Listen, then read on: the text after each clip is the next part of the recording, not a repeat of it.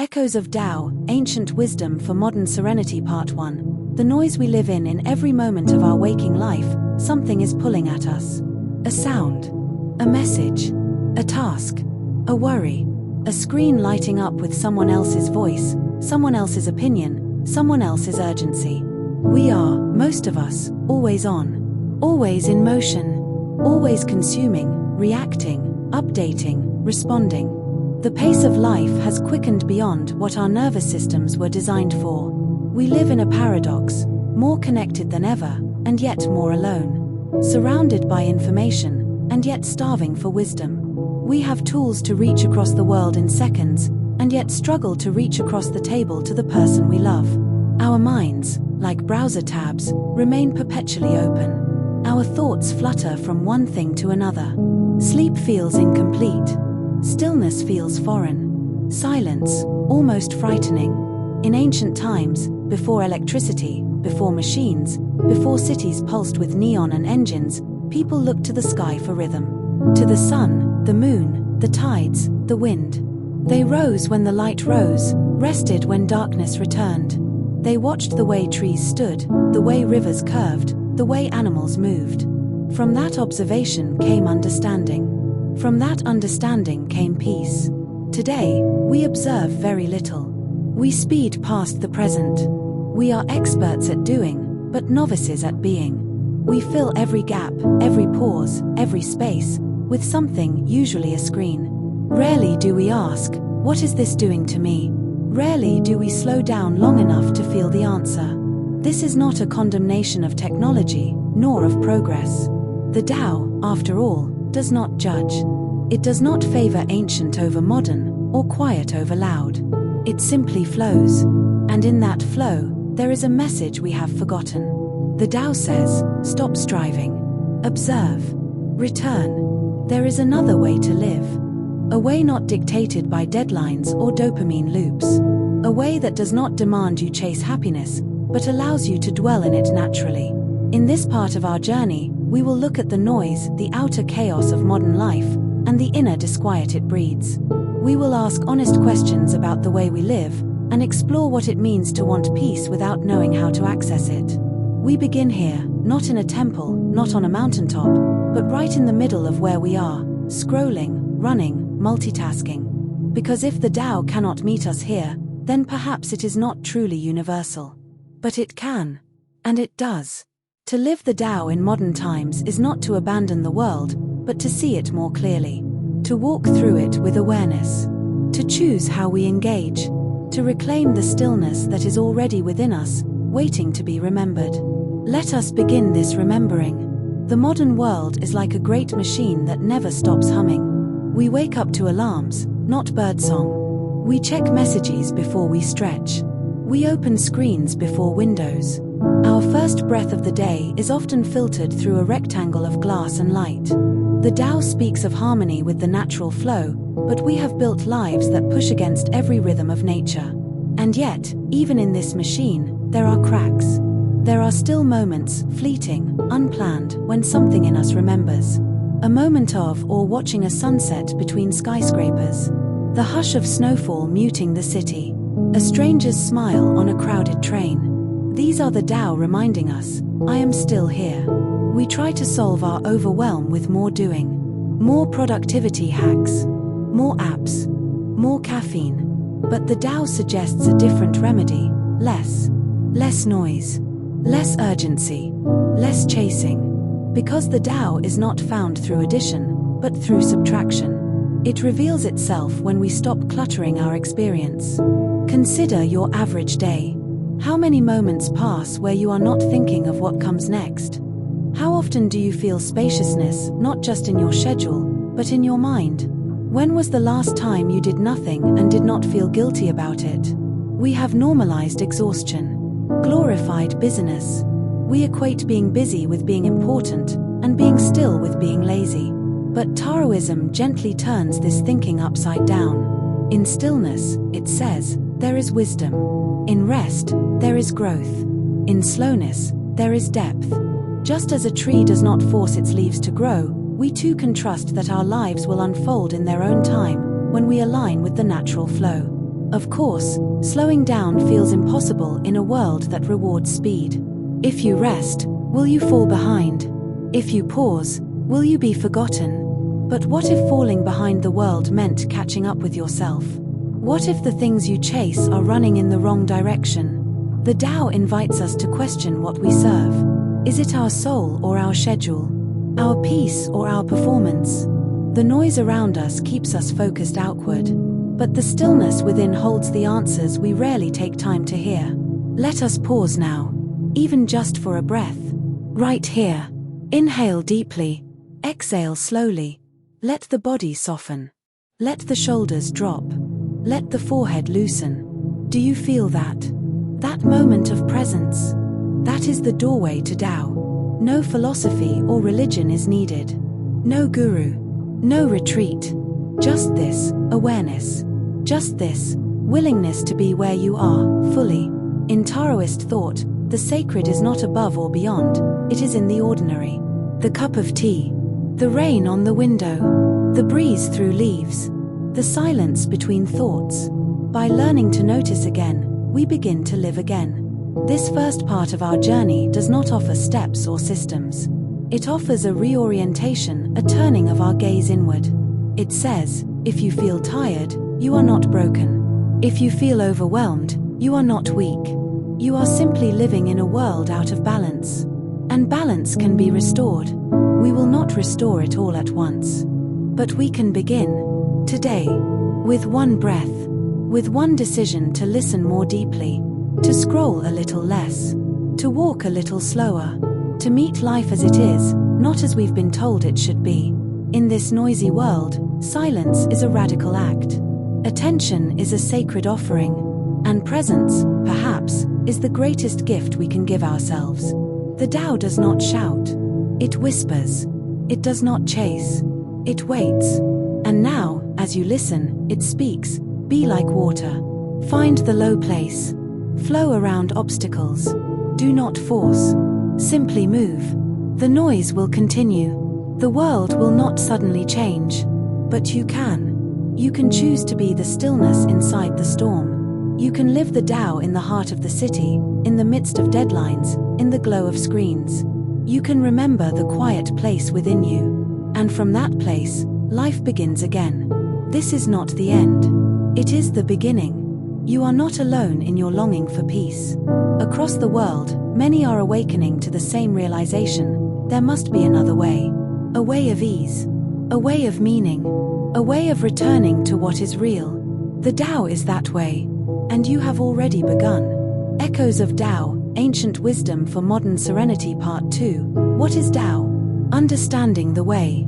In the heart of ancient China, among misty mountains and silent rivers, a philosophy was born. It was not written as doctrine, nor delivered as commandment. It was observed, whispered, lived, and it came to be known as the Tao, the way. Not a way imposed, but a way discovered. A path not paved, but followed by feel, like stepping stones beneath flowing water. Taoism, or Taoism, is not about rigid rules or elaborate rituals. At its essence, it is about alignment. With nature, with the universe, with oneself. The Tao is not a god, though some have treated it with reverence. It is not a destination, though many seek it. It is the rhythm of existence itself, the pulse of the cosmos, the flow of everything.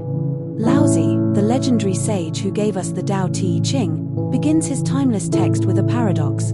The Tao that can be spoken is not the eternal Tao. In other words, the very act of trying to define the Tao limits it. It is beyond language, beyond concepts, beyond comprehension. And yet, we can sense it. We can live in accordance with it. So what is the Tao? Imagine a river. It does not argue with the rocks, it flows around them. It does not compete with the rain, it joins it. It does not strive to reach the sea, it simply moves, and in moving, it arrives. This is the nature of Tao. It is the effortless unfolding of life. The intelligence of trees growing toward light. The stillness of a mountain unmoved by storm. The breath you are taking right now. Taoism teaches us that harmony comes not from control, but from surrender. not from fighting the current, but from learning to swim with it. This is not weakness. It is wisdom. Consider the bamboo, flexible, yet strong, able to bend in the wind, and because it bends, it does not break. Such is the strength of the Tao. In our modern world, where control is worshipped and productivity prized, the Tao offers a radical alternative. It says, let go, trust, return. It challenges our addiction to effort and our fear of stillness.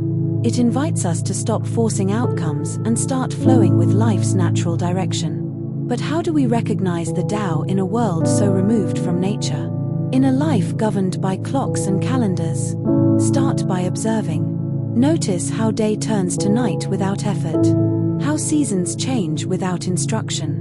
How your breath rises and falls, unbidden. The Tao is there. It is always there. In every pattern. In every rhythm. In every moment you are truly present. To live the Tao is to stop resisting what is. It does not mean passivity. It means participation. Conscious, attuned, responsive participation in the unfolding of life.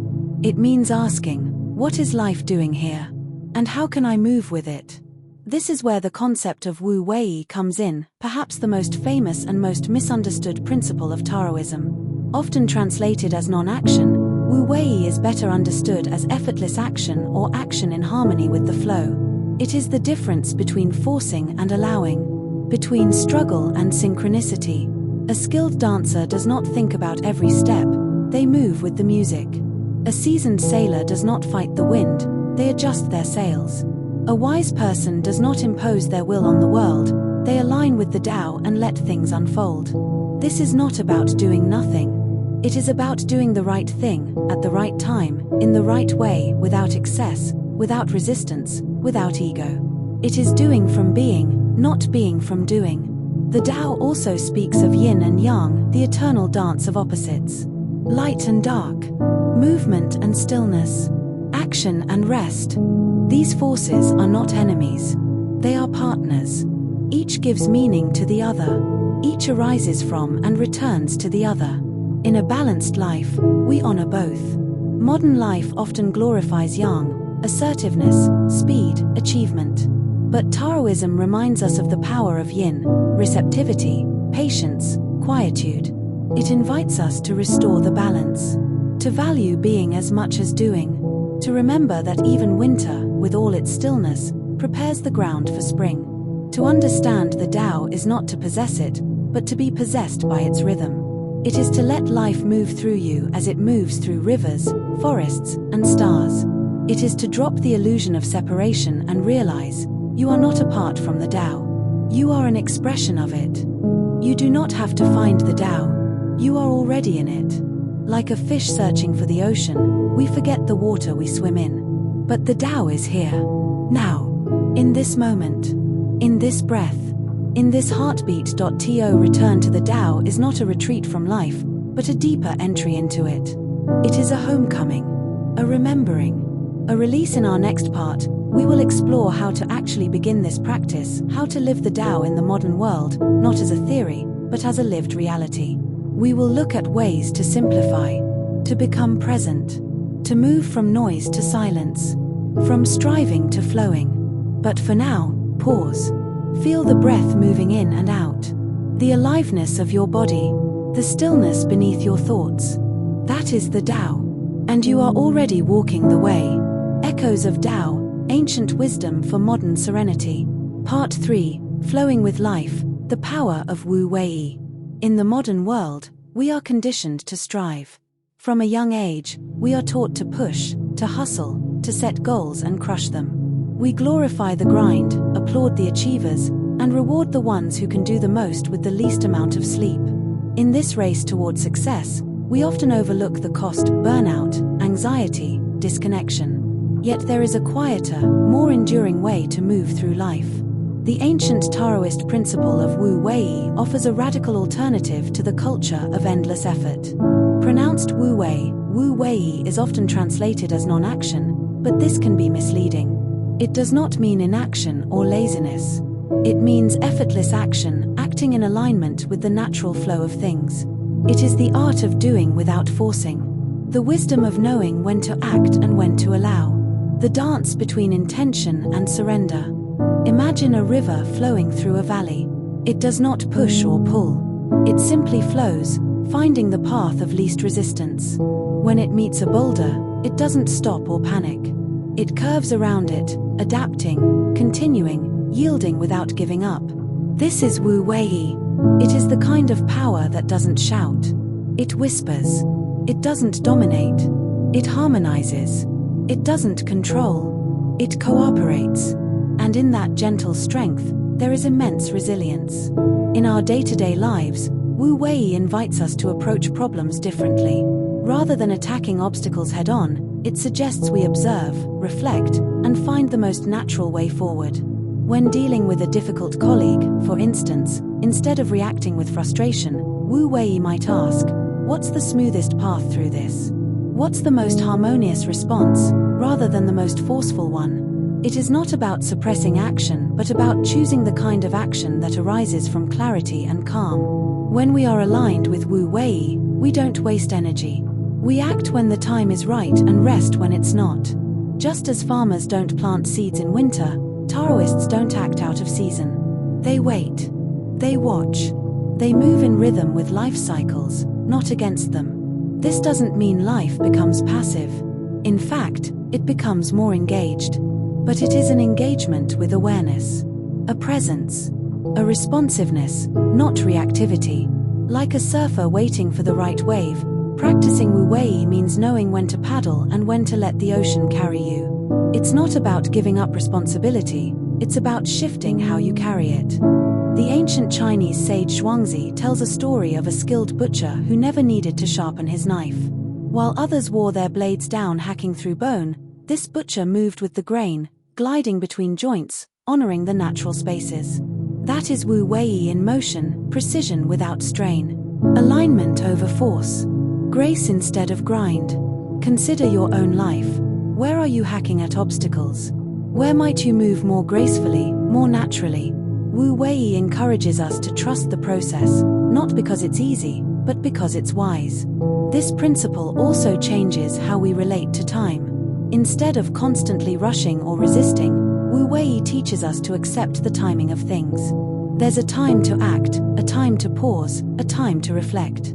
Just as a flower doesn't bloom before its season, we are reminded that not everything can or should be hurried. This trust in timing can ease our anxiety, soften our expectations, and deepen our patience. In relationships, Wu Wei fosters empathy. Rather than trying to fix others or win arguments, it asks us to listen, to flow with the emotional currents, to be present rather than forceful. In communication, this leads to connection. In parenting, this leads to understanding. In leadership, this leads to inspiration. Wu Wei is not weakness. It is wisdom in motion. Modern science, too, echoes these ideas. Psychologists speak of the flow state, a mental space where action feels effortless and time dissolves. Artists, athletes, and innovators often describe their best work happening when they're not trying too hard, when they're simply present and attuned. This is Wu Wei alive in modern language, being so in sync with what you're doing that the doing becomes being.